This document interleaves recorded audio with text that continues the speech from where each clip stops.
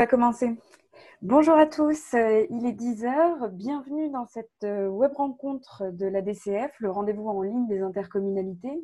Donc bienvenue dans cette 4e web rencontre. Comme vous le savez, depuis 2 semaines, la DCF vous propose des webconférences, donc des formats pour gérer la crise sanitaire que vous prenez en main sur vos territoires depuis déjà plusieurs semaines, et puis également pour préparer la reprise, puisqu'il s'agit de travailler ensemble nos problématiques, vos problématiques surtout, de déconfinement.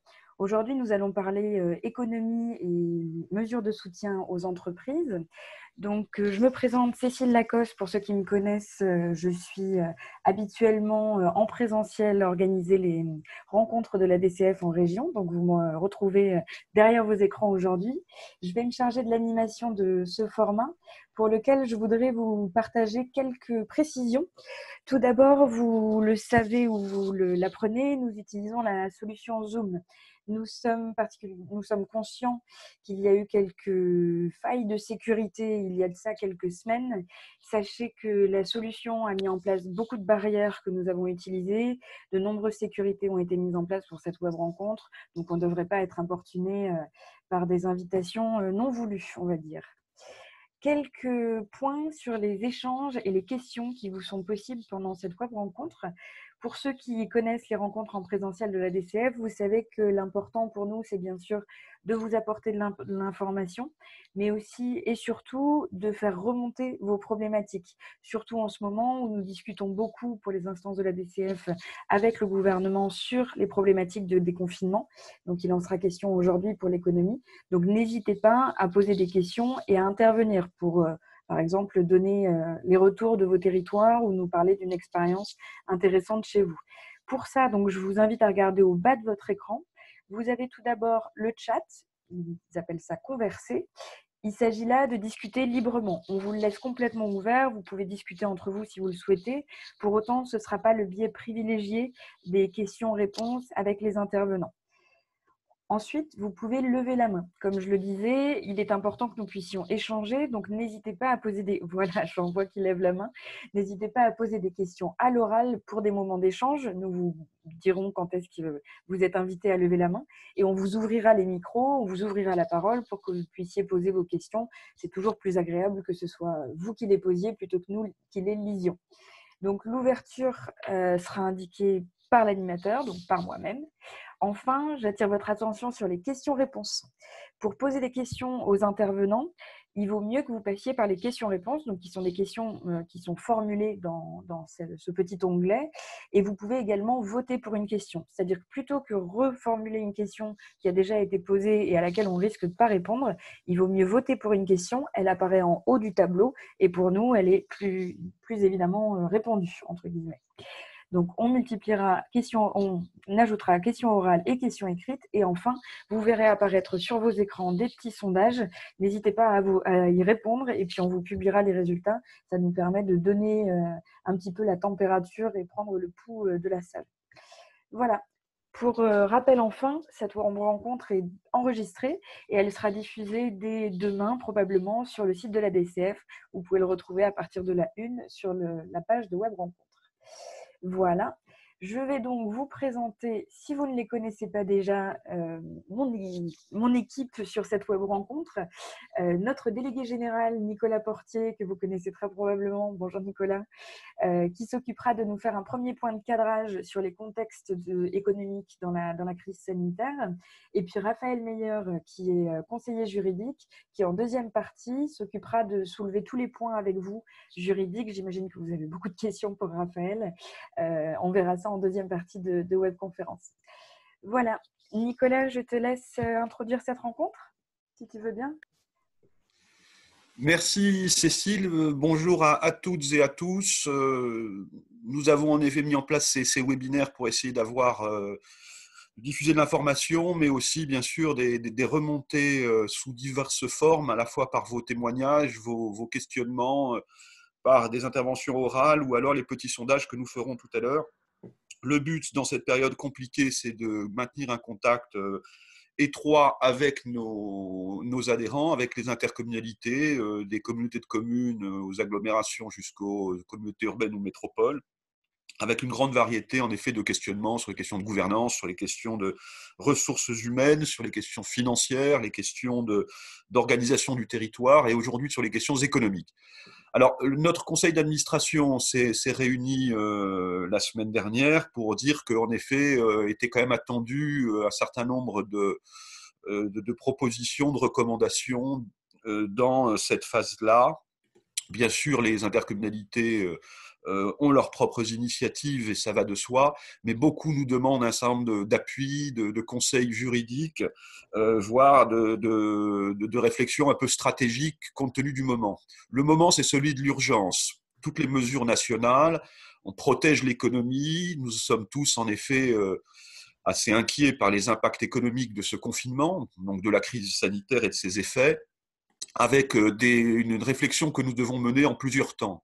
Le premier temps a été celui d'essayer de maintenir debout le tissu économique dans toute sa diversité. Et ensuite de vous préparer la reprise d'activité dans les délais les plus compatibles, les plus rapides possibles, mais les plus compatibles avec l'état d'urgence sanitaire. Et on voit très très bien, selon, on en parlera certainement, selon les secteurs d'activité, eh bien des différences de rythme possible de reprise de l'activité. Donc nous avons le temps de la reprise qui a déjà un peu commencé. Même je vais être un peu gêné parce que les chantiers ont repris dans ma rue. Mais donc il y a à la fois le BTP, l'industrie, bien sûr certains secteurs qui n'ont pas arrêté de travailler, qui même travaillent très bien. Nous y reviendrons même sur la façon de définir des soutiens adaptés aux différentes catégories d'entreprises, parce que toutes ne sont pas impactées de la même façon par le confinement et la crise économique que nous traversons. Alors, notre conseil d'administration nous a demandé quand même de bien surveiller, enfin bien surveiller, bien regarder ce qui se passait sur le champ économique. Nous avons pris un certain nombre d'initiatives pour essayer de suivre ce que vous faisiez sur le terrain, les premières décisions prises, toutes les mesures d'urgence sur les loyers, notamment dans l'immobilier d'entreprise de l'intercommunalité ou de ses partenaires, toutes les mesures en effet qui ont été faites de maintien des clauses, enfin d'appui aux fournisseurs dans le cadre des marchés publics, la suspension de toute pénalité de retard. Beaucoup de mesures d'urgence ont été prises dans de très nombreux endroits. Mais nous sommes rentrés depuis quelques semaines, et pour certains c'est encore en cours, dans d'autres modes de soutien, avec des tissus économiques, des entreprises qui ne sont pas forcément en relation contractuelle avec l'intercommunalité. Nous sommes très sollicités de votre part et c'est notre but, c'est ce que nous essayons de faire, pour essayer de sécuriser vos cadres d'intervention. Et c'est ça que nous allons regarder aujourd'hui. Nous regardons aussi, donc un certain nombre d'articles sont disponibles sur notre site, ont été rédigés dans notre lettre hebdomadaire.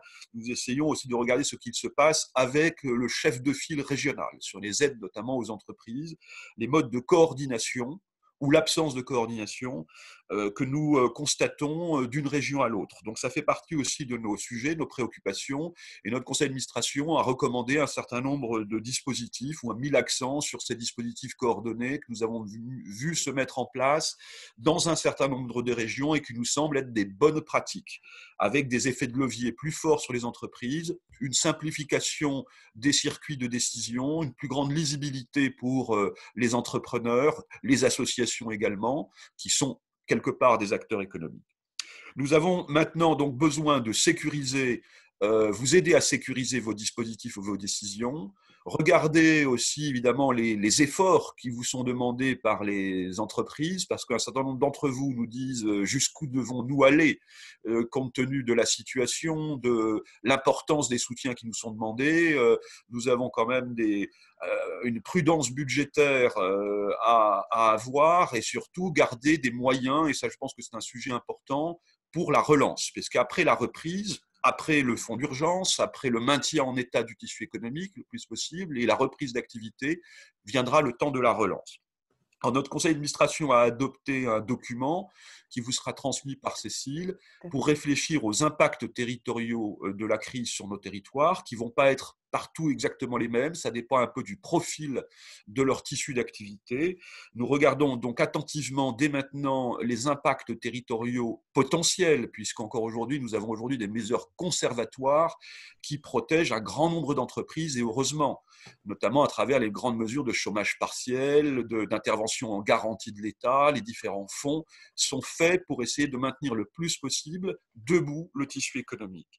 Nous voyons bien qu'après viendra le temps, nous l'espérons, de la relance avec des plans territoriaux. Ce n'est pas pour maintenant, parce qu'aujourd'hui, déjà, ce qu'il faut, c'est redémarrer l'activité avant même de parler de relance, rattraper ce qui peut l'être en termes de retard. Et donc, nous avons fait ce document qui va vous être envoyé, de même que Cécile va vous envoyer un certain nombre de liens sur nos publications récentes. Alors, nous allons organiser cette journée un petit peu, cette matinée, pardon, en deux temps. D'abord, un peu peut-être avoir quelques échanges de fond, et puis ensuite, Raphaël viendra sur les questions juridiques, les différents points de droit, tout ce que nous connaissons, pouvons dire sur la base, bien sûr, des lois votées, du Code général des collectivités, des jurisprudences, mais nous avons aussi quelques interrogations, enfin pas d'interrogations, de questionnements que nous transmettons aux pouvoirs publics nationaux sur, dans cette période-là, l'interprétation qu'on peut faire sur un certain nombre de caractéristiques. On y reviendra, Raphaël le dira. Donc nous sommes en lien très étroit avec les ministères sur ce point, la DGCL, un certain nombre, l'Agence nationale de cohésion des territoires, mais aussi avec des parlementaires qui sont prêts, si besoin, à faire opérer des clarifications sur un certain nombre de points de droit. Ce que nous voudrions voir, et je finis sur ce point,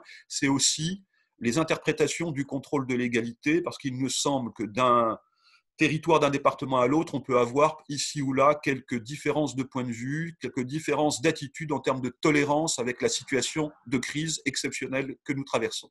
Voilà, je laisse la parole à Cécile pour lancer quelques questions et à Raphaël pour commencer son explication. Très bien, merci Nicolas. Effectivement, après un premier cadre, des premières informations, bon, nous allons rentrer dans le dur du sujet avec Raphaël, mais est-ce qu'on a peut-être quelques premières réactions à ce stade, quelques préoccupations? Nous ne rentrons pas tout à fait dans le dur du sujet tout de suite, mais sur ce premier propos de cadrage, je vois que M. Kéricite lève la main, mais je ne sais pas si c'est un oubli ou pas. Monsieur ou Madame Kéricite, non, ça avait l'air d'être un oubli, effectivement. Est-ce qu'on a une main levée ou est-ce que vous souhaitez qu'on commence directement la partie juridique? Hop, je donne une minute au cas où. Mais a priori, pas de main levée. Donc, je propose que nous continuions avec Raphaël. Si tu le veux bien, Raphaël, on avait un petit sondage un petit peu pour voir où est-ce qu'en était la salle sur les aides aux entreprises. Est-ce qu'on peut peut-être lancer ça et puis tu lances juste après ton PowerPoint? Très bien. Alors, vous allez donc voir apparaître un petit sondage que je vais vous lire sur les aides aux entreprises en deux questions. La première, votre intercommunalité a-t-elle déjà défini des soutiens spécifiques aux entreprises? Donc de non, ce n'est pas prévu, non, pas encore, oui, c'est en cours, oui, mais des compléments sont encore prévus, ou alors oui, la plupart de nos soutiens sont désormais actés, ou ne savez pas, vous avez le droit de ne pas savoir. Et enfin, si oui, votre communauté privilégie-t-elle les avances remboursables, les subventions ou pas encore définies? Voilà. Donc, je vous laisse répondre. Raphaël, je te laisse lancer ton PowerPoint.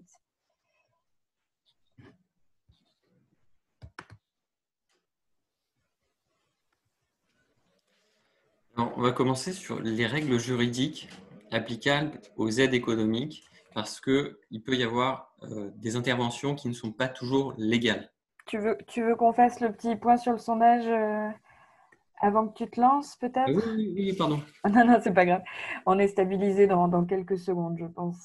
Je dois enlever le PowerPoint ou... Pardon? Oui, c'est ça. Ça permettait de lancer. Alors... Ah non, pardon. Alors, où est-ce qu'on en est? C'est bon, c'est stabilisé. Donc, voyons tous ensemble pour se donner un petit peu une idée de la salle. A priori, une grande partie de la salle, même une majorité, dit que les aides et les soutiens spécifiques aux entreprises sont en cours. On a seulement 18% qui disent non, pas encore, et 1% qui disent non, ce n'est pas prévu. 18% également qui disent oui, mais des compléments sont encore prévus, et 7% qui disent oui, et la plupart des soutiens sont désormais actés. Ensuite, celles qui ont déjà mis des aides spécifiques en place privilégient à 40% les subventions, à 35% les avances remboursables et à 33%, ce n'est pas encore défini. Voilà. Je te laisse commencer, Raphaël, excuse-moi. Ça nous donne une bonne image.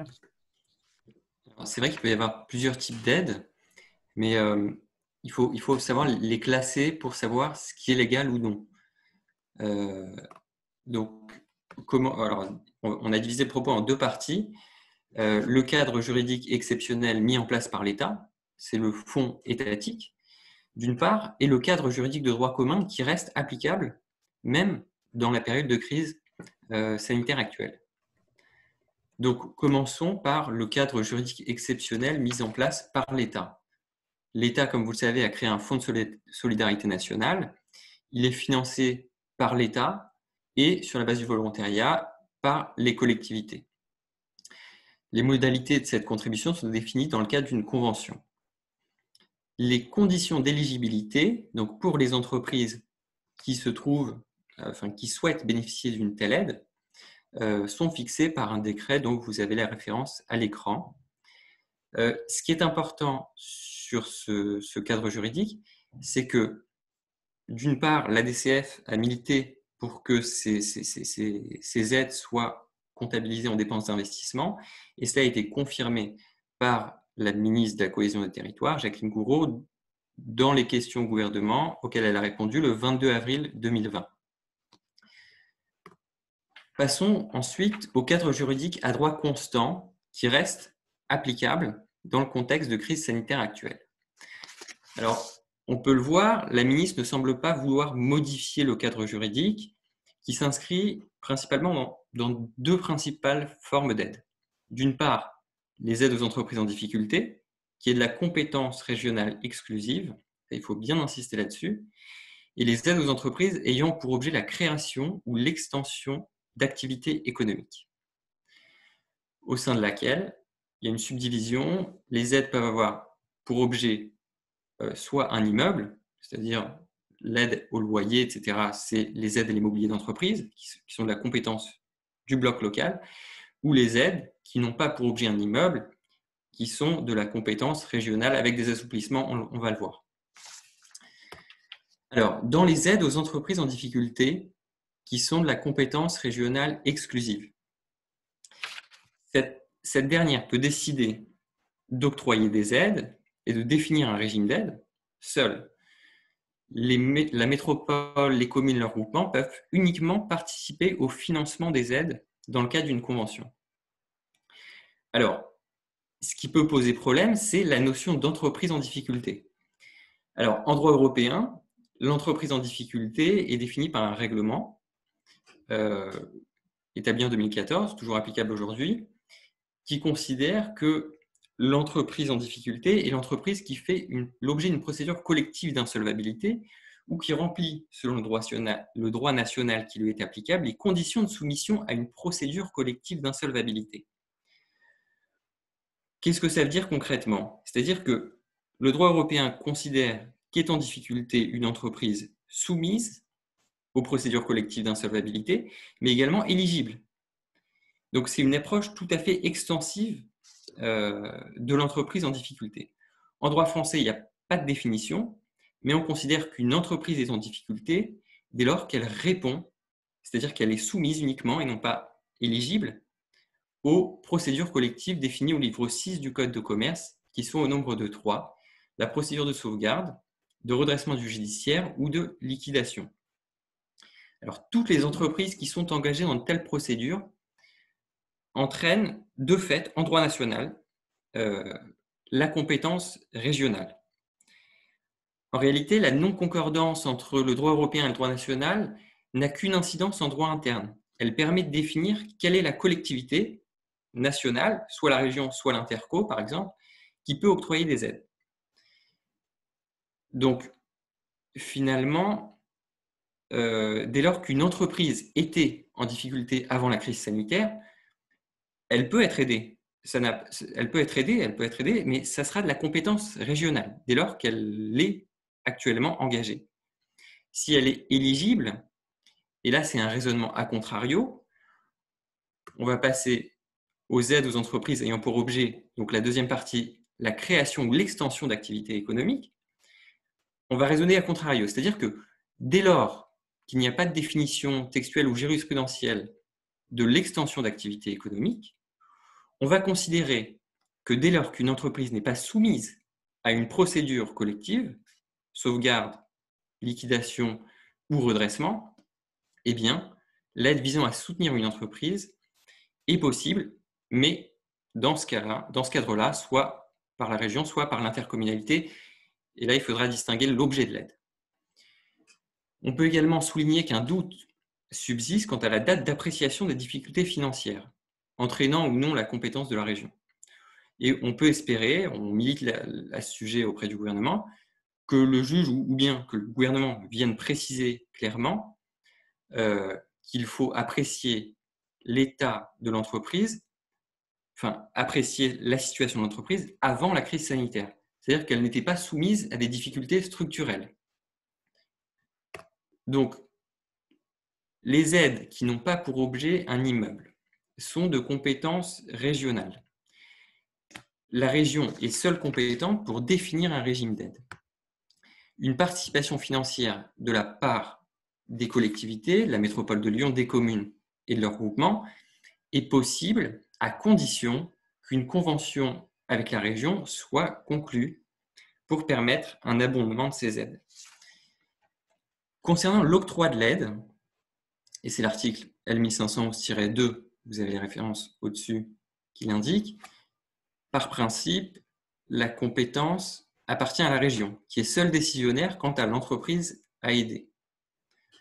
Par exception, et là cela relève d'une négociation avec la région, une convention de délégation de compétences peut déléguer l'octroi de tout ou partie des aides qui auront été préalablement définies par la région aux intercommunalités ou aux collectivités territoriales. Elles agissent alors au nom et pour le compte de la région, et les intercommunalités, si c'est le cas, disposent d'une marge d'appréciation quant à l'entreprise à aider. S'agissant de la forme de l'aide, la loi indique que les aides revêtent la forme de prestation de services, de subventions, ce que vous mettez généralement en place, de bonification d'intérêt, de prêts et d'avances remboursables, à des conditions plus favorables que les conditions du marché. La jurisprudence est venue indiquer que c'était une liste limitative. Passons ensuite aux aides de compétences du bloc local qui ne concernent que les aides à l'immobilier d'entreprise. Rappelons-le, actuellement, pour qu'une entreprise bénéficie de telles aides, les entreprises doivent être à jour de leurs obligations fiscales et sociales. Alors, ça peut être compliqué en l'état actuel, dans la mesure où, en effet, des entreprises ont des difficultés actuellement pour répondre à ces conditions. En revanche, on va essayer justement de faire évoluer ou de suspendre du moins l'application de cet article. Mais le problème, c'est que l'État, concernant les marchés publics, par exemple, subordonne toujours l'attribution d'un marché public à la régularité de la situation de l'entreprise au regard de ses obligations fiscales et sociales dans un autre domaine. Donc, on va voir ce qu'on peut faire dans le régime des aides qui est bien spécifique quand même. Concernant toujours l'aide à l'immobilier d'entreprise, la définition du régime de l'aide relève exclusivement du bloc local. Alors, il faut faire une distinction ensuite entre qui est vraiment réellement compétent au sein du bloc local. Au sein des communautés de communes et d'agglomération, il faut s'intéresser à la délibération relative à la politique locale du commerce et au soutien aux activités commerciales pour vérifier quelle est la collectivité compétente. Je vous rappelle que voilà, la politique locale du commerce et le soutien aux activités commerciales est soumis à une délibération donc, qui vient définir l'intérêt communautaire lequel permet finalement de délimiter quel est entre intercommunalité ou commune et compétent. Donc, sur le régime de l'aide, dans ces communautés de communes et d'agglomération, il faut regarder. Au sein des communautés urbaines et métropoles, elles sont seules compétentes. Les communes n'ont plus aucune responsabilité dans le domaine du développement économique. Cela a été rappelé par une réponse ministérielle de 2018. La région, quant à elle, peut participer au financement de ces aides, dès lors qu'une convention avec la collectivité compétente le prévoit. Concernant l'octroi de l'aide, par principe, elle est de compétence exclusive du bloc local et par exception, une convention de délégation peut déléguer l'octroi de ces aides au profit exclusif du département. La forme de l'aide, on va voir que ça se recoupe finalement avec les formes des aides attribuables par les régions, parce qu'on peut avoir des subventions, des rabais sur les prix de vente, bon, ça ne nous intéresse pas trop actuellement, des aides sur la location, des subventions voilà, sur la location, des prêts, des avances remboursables, et ces aides doivent donner lieu à l'établissement d'une convention entre l'entreprise bénéficiaire et la collectivité compétente. Concernant le bénéficiaire de l'aide, il peut être, comme l'a dit Nicolas tout à l'heure, soit une personne morale de droit privé liée par un contrat avec une personne privée, c'est-à-dire un contrat entre deux personnes privées dans lequel une personne publique n'a aucun lien organique, mais elle va s'associer pour aider et soutenir l'économie de son territoire afin que les entreprises ne soient pas trop en difficulté. Mais également, la personne publique peut décider d'aider les personnes morales de droit privé liées par un contrat avec une personne publique, sur son domaine public, sur son domaine privé. Et là, on le verra, les règles peuvent différer.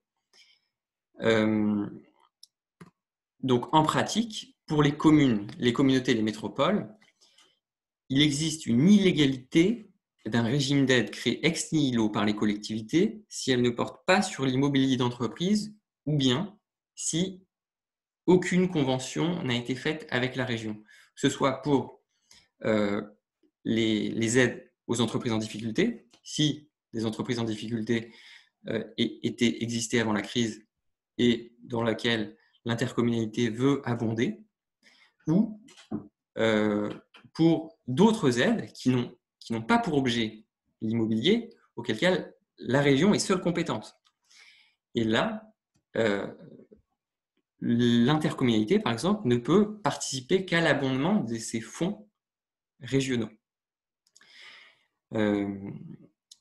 Donc, finalement, quand on résume, l'intercommunalité peut attribuer des aides à l'immobilier d'entreprise sous condition à des entreprises liées par un contrat de droit privé avec un bailleur privé, à des entreprises liées par un contrat de droit privé avec une personne publique sur son domaine privé, ou bien à des entreprises liées par un contrat de droit public avec une personne publique sur son domaine public.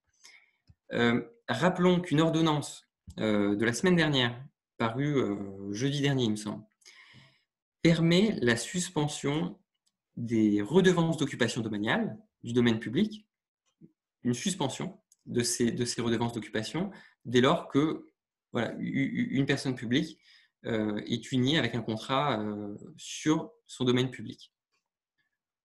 Voilà. Cécile, je crois que tu avais un... Merci beaucoup, Raphaël. Oui, tu disais ?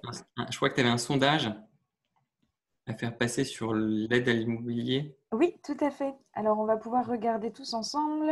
Je vous laisse regarder le sondage sur votre écran.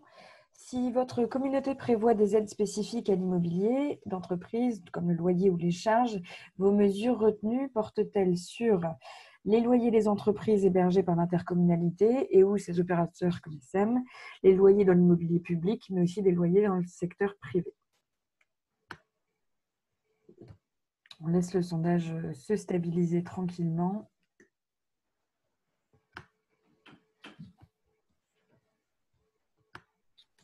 Les gens sont rapides, la moitié de la salle a déjà voté. Pendant ce temps-là, si tu veux bien, Cécile, commencer à répondre à quelques questions, celles auxquelles nous sommes en mesure de répondre. Tout à fait. Beaucoup de questions, je vois, sur la comptabilisation en investissement. Alors, où en sommes-nous ? Raphaël a évoqué la question du fonds de solidarité. Là, il y a eu en effet clairement une décision du gouvernement d'accepter les concours apportés au fonds de solidarité national comme des dépenses qui pouvaient être comptabilisées en investissement. Les actions de collectivités, Région de France, ADCF, France Urbaine, AMF, ont demandé aussi le sort des autres mécanismes d'intervention et pour le moment, le gouvernement s'est opposé à leur comptabilisation en investissement, considérant qu'on ne pouvait pas tout mettre en investissement. En revanche, il y a eu une discussion hier avec Gérald Darmanin entre les associations de collectivités sur toutes les dépenses exceptionnelles, de manière à ce qu'il n'y ait pas, comment je dirais, une avalanche de dépenses qui soient mises en investissement au risque de déséquilibrer les différentes sections et puis une sorte d'explosion de nos règles comptables. Donc l'idée, ça serait plutôt, on attend que ce soit vraiment officialisé et précisé, c'est que toutes les dépenses exceptionnelles liées à la crise et justifiables, bien sûr, pour pas qu'il y ait des abus, et qui comprendront notamment aussi les interventions exceptionnelles, les mesures d'urgence que vous votez, puissent être quand même rattachées à une sorte de budget spécifique Covid, de manière à ce qu'il y ait un traitement comptable adapté, pour ne pas non plus totalement déséquilibrer les budgets, les règles d'or. Et donc ça, même parmi les élus des associations, certains souhaitaient en effet qu'on ne déstabilise pas la règle d'or avec des risques à moyen terme. Donc le compromis trouvé entre les collectivités et le gouvernement, c'est d'avoir plutôt un rattachement à ce budget, sorte de budget annexe spécial Covid. Mais pour le moment, en tout cas, en dehors des concours apportés au Fonds de solidarité nationale, je sais que ça a fait débat, il n'est pas prévu de pouvoir mettre vos interventions classiques et de soutien, notamment les appuis à des fonds régionaux, en section d'investissement.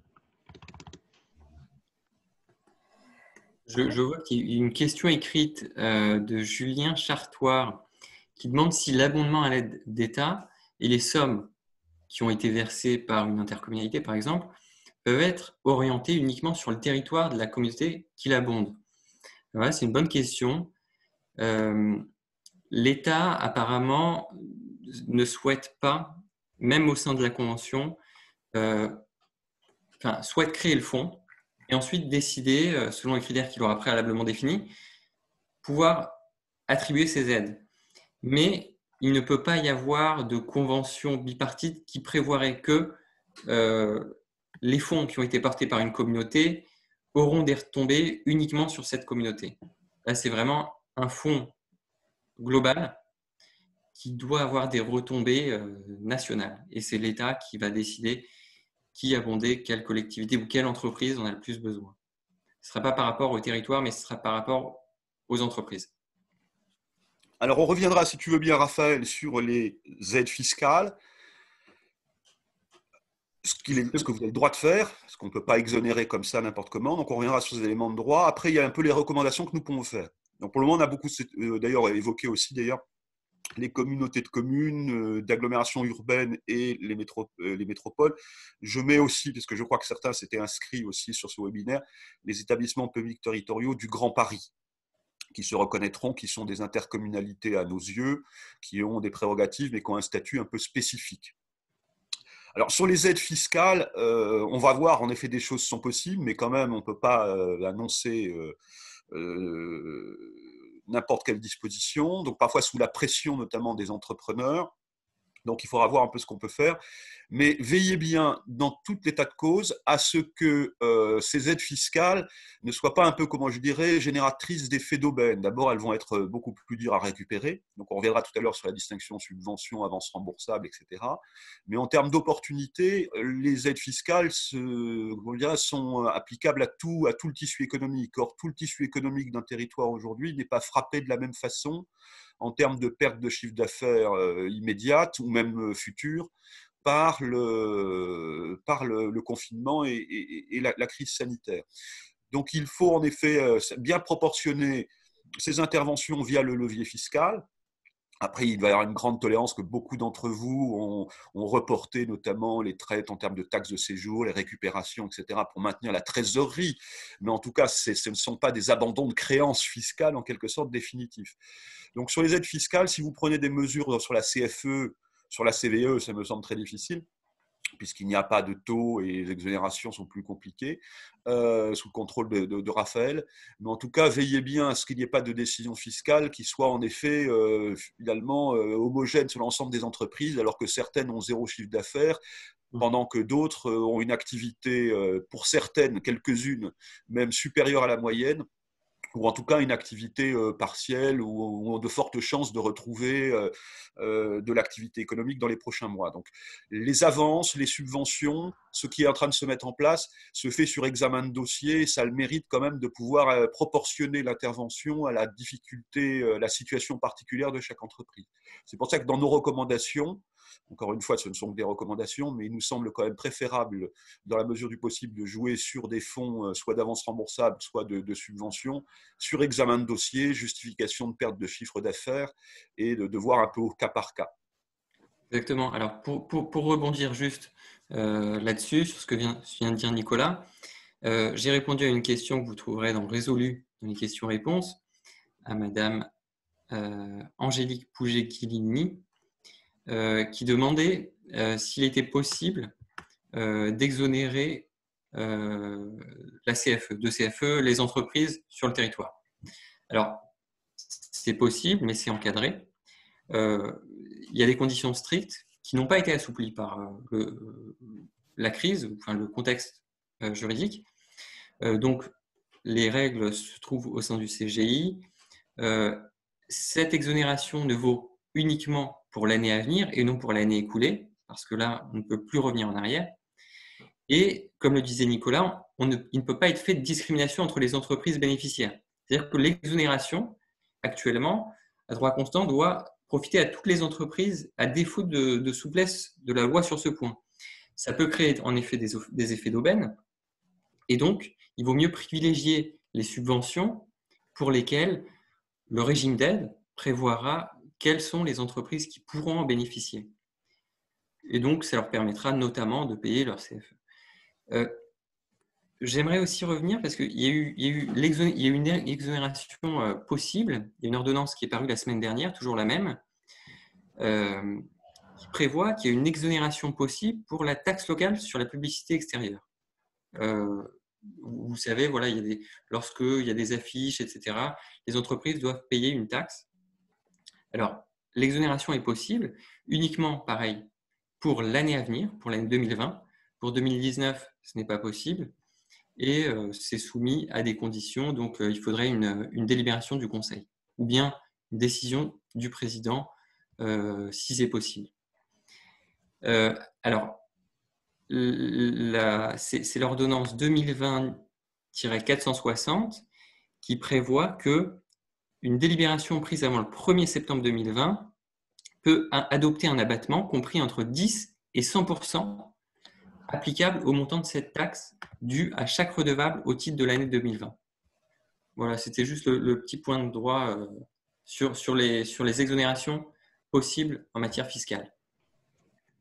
Alors, je vois des questions aussi sur ce qu'a évoqué Raphaël, sur la possibilité de faire redescendre le fonds de solidarité dans son propre territoire.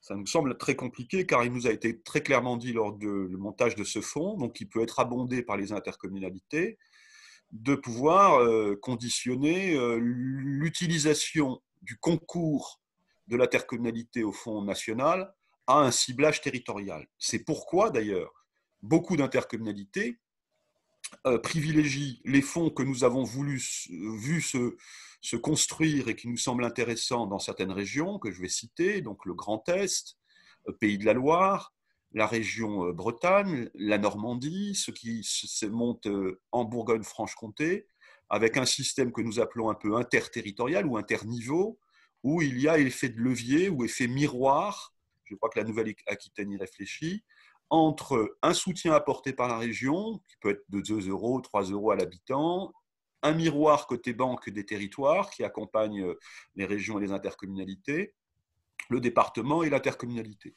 Parce qu'à ce moment-là, ces fonds-là, en général, prévoient en effet une sorte d'instruction locale et les entreprises d'un territoire vont bénéficier du soutien de l'intercommunalité.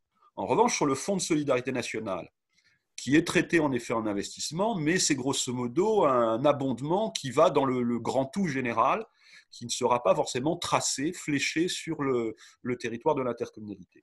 C'est pour ça que beaucoup de nos adhérents, beaucoup d'entre vous, soit ont déjà décidé, soit y réfléchissent, plutôt d'aller sur des dispositifs régionaux territorialisables, où l'intensité de l'effort de l'intercommunalité profitera aux entreprises et aux contribuables aussi de son propre territoire. Ça permet aussi certainement un suivi plus fin de la destination des entreprises qui vont bénéficier de ce mécanisme. Il y a quelques questions sur l'intérêt communautaire sur lesquelles je ne sais pas si nous avons la réponse, Raphaël, sur est-ce qu'aujourd'hui, dans les ordonnances, l'exécutif peut lui-même décider de l'intérêt communautaire.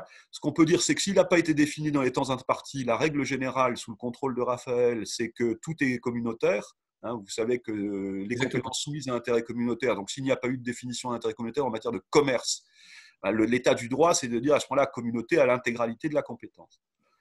Et après, il y a le sujet de le définir dans la période d'urgence sans une délibération de l'organe délibérant. Je pense que c'est quand même difficile. Alors, non, ça semble possible dans la mesure où la loi prévoit que, en effet, il faut une délibération prise à la majorité des 2/3. Donc, il peut y avoir un doute. Le mieux, en effet, c'est de réunir le conseil en visio ou à distance. Mais on peut le voir, pour l'intercommunalité, tout est délégué au président, sauf les exceptions mentionnées à l'article L5211-10 du CGCT, qui ne mentionne aucunement les délibérations définissant un éventuel intérêt communautaire. Donc, si on a une lecture littérale de la loi, le président pourrait adopter une décision ayant valeur de délibération afin de définir cet intérêt communautaire pour que tout remonte à l'intercommunalité. Après, voilà. Ce que je propose, c'est quand même qu'on se rapproche sur ce point de la DGCL et du ministère de la Cohésion du Territoire pour s'assurer de cette bonne lecture et qu'il n'y ait pas de mauvaises surprises ensuite. Oui. Il y a une question sur les garanties. Alors, je regarde. Sur la possibilité d'intervenir en garantie. Alors oui, les garanties sont possibles, mais il faut distinguer l'objet de l'aide. Si c'est une garantie d'emprunt immobilière, aujourd'hui, ça n'a pas trop d'intérêt. Mais là, si ça a trait à l'immobilier, c'est de la compétence des intercommunalités du bloc local. Si c'est une garantie ou un prêt qui a trait à un autre objet, qui n'a pas pour objet l'immobilier d'entreprise, eh bien là, ça sera par principe la compétence régionale, sauf si la région vous a délégué l'octroi d'une telle aide. Donc finalement, en fait, on revient aux distinctions de tout à l'heure. Ce n'est pas l'objet en lui-même, ce n'est pas en fait la forme de l'aide qui va déterminer la collectivité compétente, mais c'est plutôt son objet. C'est soit aide à l'immobilier d'entreprise, compétence du bloc local, soit autre objet, et donc par principe compétence de la région. Peut-être qu'on peut regarder un petit peu cette différence justement entre la réponse au sondage sur l'immobilier d'entreprise qu'on a eu tout à l'heure.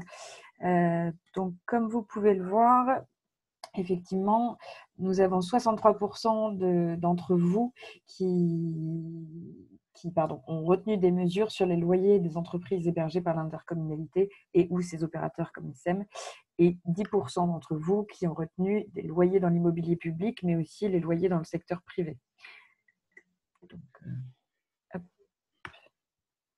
alors, ce qu'on peut dire, Cécile, sur ce point, d'abord, l'analyse que nous faisons et qui semble confirmée par nos interlocuteurs, c'est bien la capacité. C'est là où on a quelques remontées de certains de nos adhérents qui nous disent qu'il y a des réserves, des observations, si ce n'est plus, de contrôle de légalité sur des aides à l'immobilier, donc qui peuvent se traduire par des aides en trésorerie pour des entreprises, mais qui sont logées dans le parc privé. Donc il y a eu déjà beaucoup, on le voit sur le sondage, de décisions. Ça, dès les premiers moments, il y a eu des annonces très très fortes des différentes intercommunalités, métropoles, pour soit totalement annuler, soit reporter, en tout cas des mesures d'aide portant sur le loyer des entreprises hébergées dans le parc, je dirais dans l'immobilier d'entreprise de l'intercommunalité ou de ses opérateurs, sociétés d'économie mixte ou autres. Mais ça a été massivement décidé. Mais nous avons aussi tendance à penser, et Raphaël le montre dans ses notes, qu'il peut y avoir aussi des interventions ciblées sur les loyers acquittés par les entreprises, et pour certains types d'entreprises, c'est considérable, sur le parc privé. Et ça relève de la responsabilité, comme l'a indiqué Raphaël, exclusive de l'intercommunalité. Donc, même si elle a du mal à se coordonner, à se mettre d'accord avec la région, etc., elle n'aura pas besoin là de cette délégation ou de cet accord préalable. Et donc, ça relève de sa propre initiative. Évidemment, ça ne permettra pas d'aider des entreprises propriétaires de leurs locaux qui n'acquittent pas de loyer. Mais en tout cas, ça permet de sécuriser à Paris, de flécher une intervention possible de soutien sur une charge importante des entreprises. Et quand même, beaucoup d'entreprises sont quand même locataires de leurs locaux. Moi, je vois qu'il y a une question de Madame Germanotti qui dit que sa communauté de communes dispose d'un régime d'aide directe aux entreprises. Il y a eu apparemment une convention avec la région Centre-Val de Loire et l'entreprise sollicite l'octroi de subventions. La question est de savoir si le président peut seul décider d'octroyer sur le régime d'aide, sur le fondement du régime d'aide défini par la région, l'aide aux entreprises qui le souhaitent, après instruction du dossier bien sûr, ou bien est-ce qu'il faut toujours une délibération du conseil communautaire? Alors sur ce point, là c'est certain, le président peut décider sans délibération du conseil, décider d'octroyer l'aide sur le fondement de ses pleins pouvoirs entre guillemets permis par l'ordonnance du 1er avril 2020. Merci Raphaël. Peut-être qu'à ce stade, on aurait une ou deux questions à l'oral. N'hésitez pas à lever la main si vous avez une question à poser à Nicolas ou à Raphaël. Oui, ou témoignage aussi. Ou témoignage, parce qu'effectivement, on a vu qu'il y avait beaucoup de DGS, de directeurs économiques dans la salle, donc vous avez forcément des petits témoignages. J'en vois déjà deux. Alors, Madame Gaëlle Lemaire, je vais vous ouvrir le micro, vous permettre de parler dans une seconde. On devrait pouvoir vous entendre. Oui, bonjour. Bonjour. Donc Gaëlle Lemaire, l'Agnon Trégor Communauté. Je voulais juste témoigner du fait qu'effectivement, on a créé un dispositif fonds de transition spécifique Covid sur notre territoire. La décision est complémentaire au fait de soutenir un fonds de résistance régional. L'idée, en fait, est de basculer une enveloppe à destination de la plateforme d'initiative locale. Donc, ce qui permet d'avoir un fonds complémentaire complètement local qui se défait, mais là, je vais avoir confirmation de Monsieur Méry. Mais l'idée, c'est vraiment de pouvoir déplacer en fait une enveloppe vers la plateforme d'initiative sur la base d'un dispositif qui est débloquable rapidement et localement. Sans avoir d'exigence de délégation de la région. Et ça, c'est fait en transparence totale avec la région. Voilà. Est-ce que de ce fait-là, logiquement, on est bien sur une base d'aide à l'investissement puisqu'on aide finalement à la structuration d'un fonds de plateforme d'initiative locale? Alors, oui, mais moi, ce qui pourrait poser problème au contrôle de légalité, c'est la création même du fonds. En soi, je comprends qu'il y ait la création du fonds, que ce soit juste un fonds transitoire, mais en fait, c'est le fait de recevoir des fonds qui peut poser problème dans la mesure où la collectivité n'a pas de compétences elle peut recevoir ces fonds, mais c'est ensuite pour les réattribuer, même en passant par une plateforme d'initiative locale. L'intercommunalité ne peut pas être finalement une collectivité de transition. Soit elle attribue l'aide directement et c'est une aide à l'immobilier d'entreprise, soit elle a une délégation de la région. Il peut y avoir un doute juridique. Après, on peut espérer une certaine souplesse du contrôle de légalité. Il y a des intercommunalités qui ont créé elles-mêmes leur propre régime d'aide. Ça, c'est pas légal et qui attribuent des aides sur un fondement sans fondement finalement, parce qu'elles créent un régime d'aide et attribuent des subventions qui n'ont pas trait à l'aide à l'immobilier d'entreprise.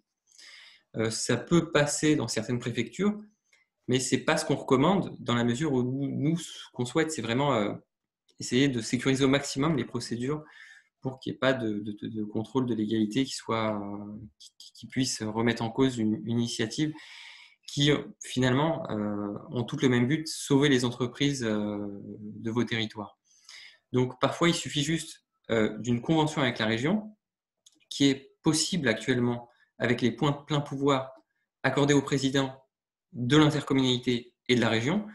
D'autre part, la convention entre ces deux exécutifs est possible et rapide, dans la mesure où il n'y a plus besoin de consulter le conseil communautaire, même à distance.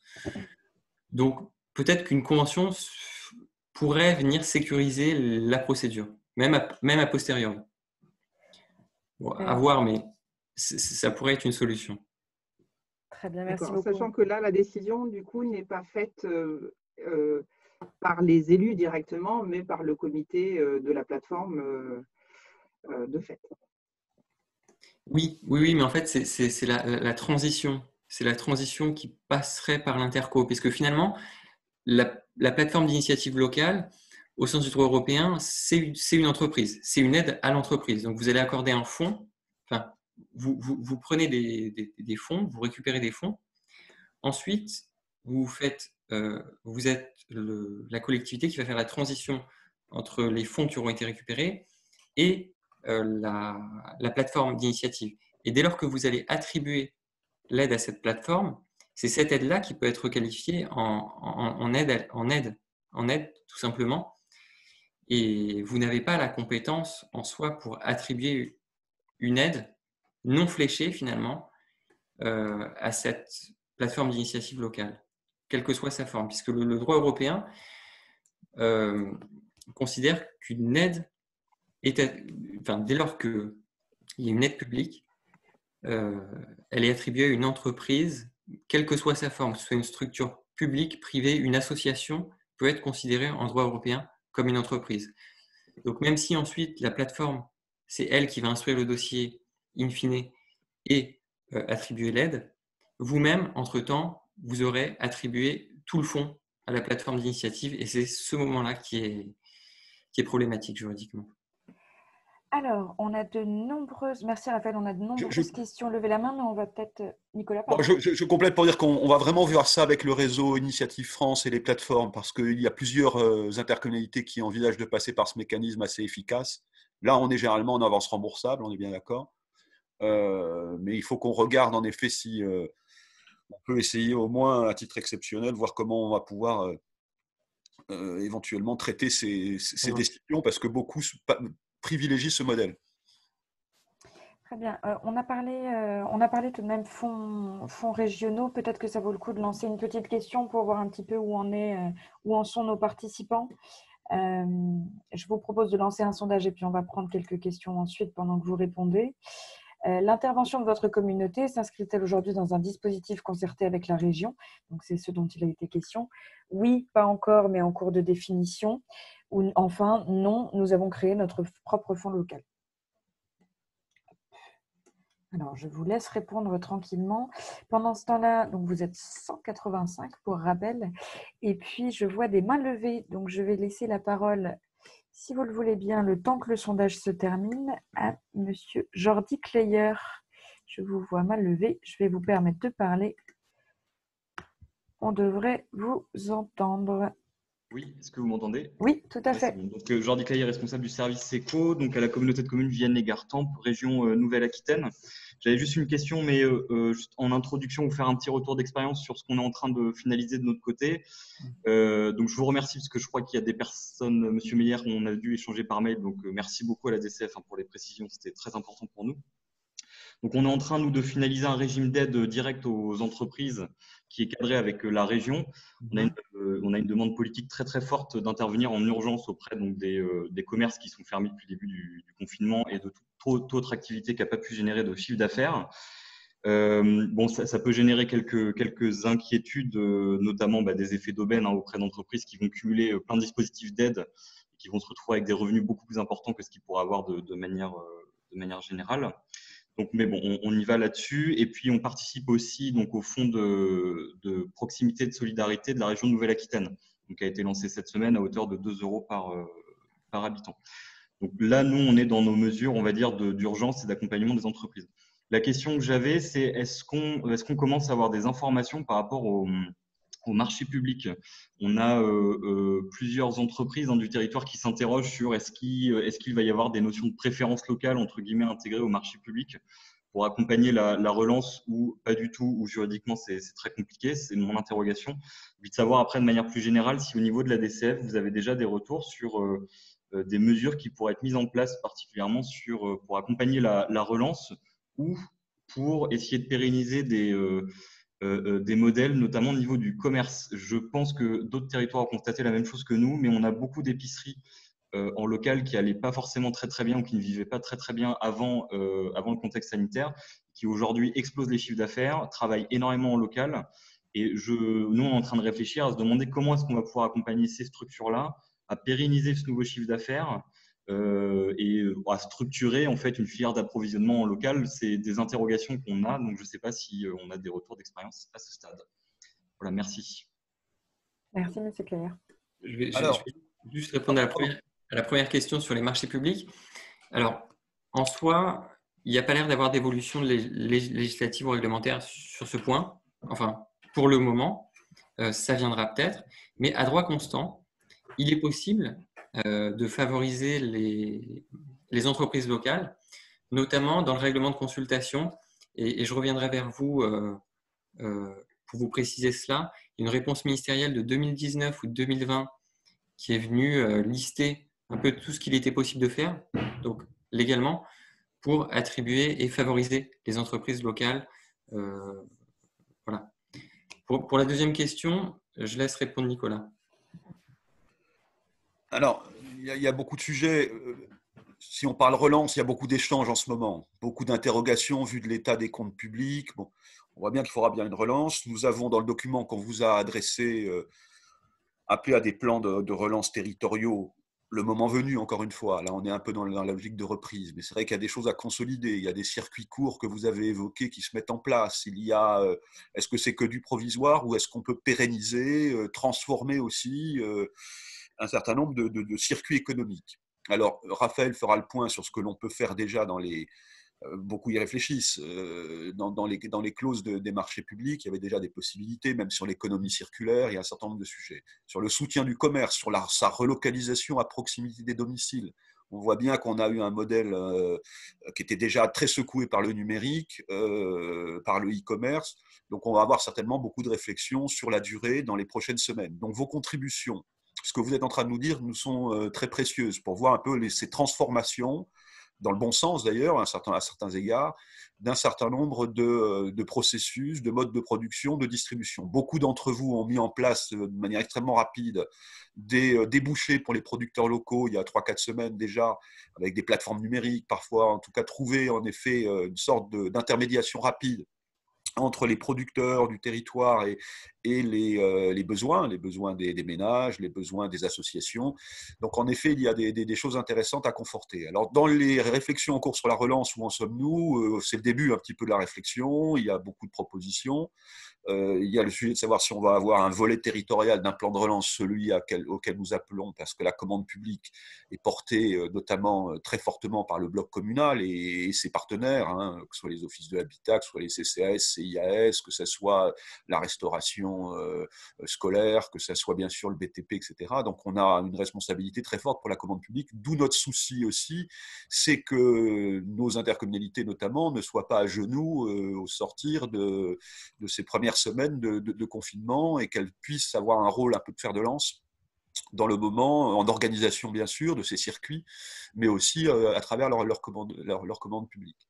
Donc voilà un peu nos questionnements sur la possibilité de renforcer les clauses. Il y a quand même des règlements, en tout cas un encadrement assez européen. Vous connaissez les scrupules du droit européen à laisser des préférences locales, régionales, nationales.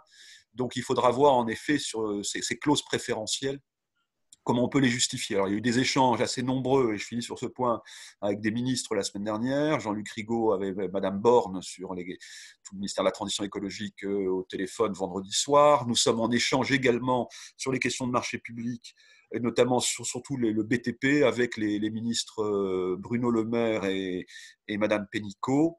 Là, c'est surtout pour faire repartir les chantiers. mais il y aura certainement les sujets marché public, le flux de marché public aussi à venir. On a un baromètre de la commande publique qui nous permet de voir, en ce moment, normalement c'est par trimestre, mais maintenant quasiment semaine par semaine, l'état des marchés. Donc beaucoup de choses ont été suspendues. Donc on va regarder à la fois les volumes de marché public, mais aussi un petit peu les clauses qui pourraient demain être intégrées. Donc il y a un rendez-vous qui devait être cet après-midi qui a été reporté à jeudi. On pourra aussi commencer à évoquer avec les ministres ces sujets-là. Très bien, merci Nicolas.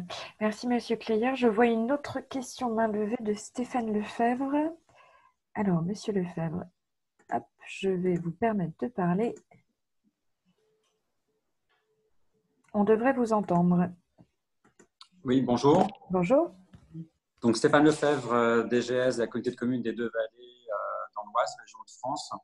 Donc juste vous faire un retour d'expérience. Donc par rapport à ce que disait un collègue sur un autre territoire, nous avons fait le même choix donc de s'adosser à la plateforme Initiative France pour la gestion de nos aides directes, mais néanmoins, nous avons également conventionné avec la région, en effet pour la délégation de compétences. Voilà, pour s'assurer que réglementairement, on soit en mesure de pouvoir délivrer ces aides. Alors, la plateforme Initiative France, c'est vrai qu'on travaille, ça fait longtemps qu'on travaille avec elle sur des prêts d'honneur.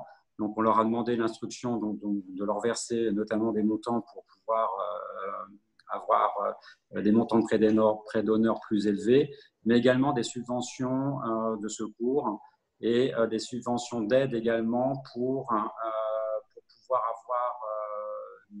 pouvoir faire appel notamment à des bureaux d'études ou experts comptables dans cette période de crise et pouvoir conseiller nos entreprises. Donc, il y a une partie donc vraiment en subvention, secours pour ceux qui ne bénéficieraient pas du Fonds de solidarité de l'État. Donc, on a compris notamment avec les chambres consulaires que les entreprises qui n'ont pas de salariés, puisqu'on a que comprendre qu'il fallait au moins avoir un salarié pour bénéficier du Fonds de solidarité.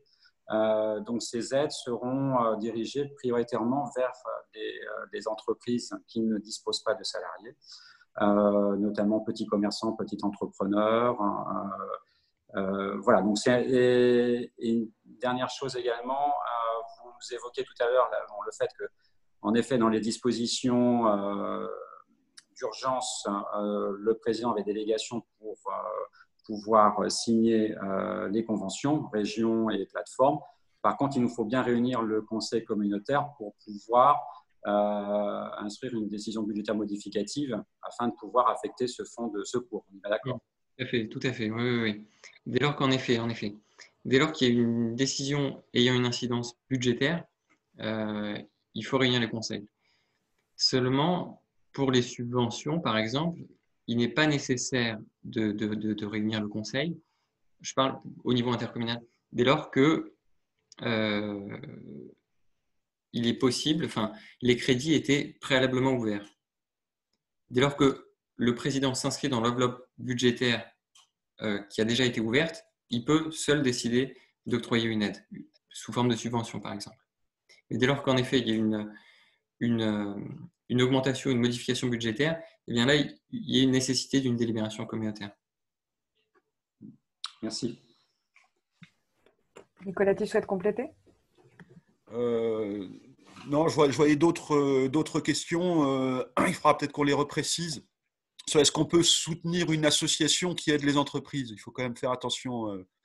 Bon, il y a le cadre des plateformes qui sont des associations, mais faites bien sûr très attention aux règles quand même de gestion de fait. Il faut on répondra à un certain nombre de questions parce qu'il y en a beaucoup, celles qu'on n'aura pas, pour certaines on n'a peut-être pas les réponses sécurisées pour le moment, mais en tout cas elles tomberont pas dans l'oubli et donc on fera dans les meilleurs délais, notamment certainement dans nos prochaines éditions de notre lettre électronique des réponses aux questions qu'on aura vues venir et auxquelles on n'aura pas répondu oralement. Il y a le sujet, on a abordé les avances remboursables. Sur ce point, peut-être que Raphaël pourra un peu compléter, mais ça nous intéresserait d'avoir un peu les justificatifs de vos préférences, enfin les explications de vos préférences. Nous, on a tendance plutôt à recommander les avances remboursables, puisqu'elles ont vocation à être remboursées, notamment pour les entreprises qui vont rattraper. Dans certains secteurs, on sait que le chiffre d'affaires perdu le sera définitivement.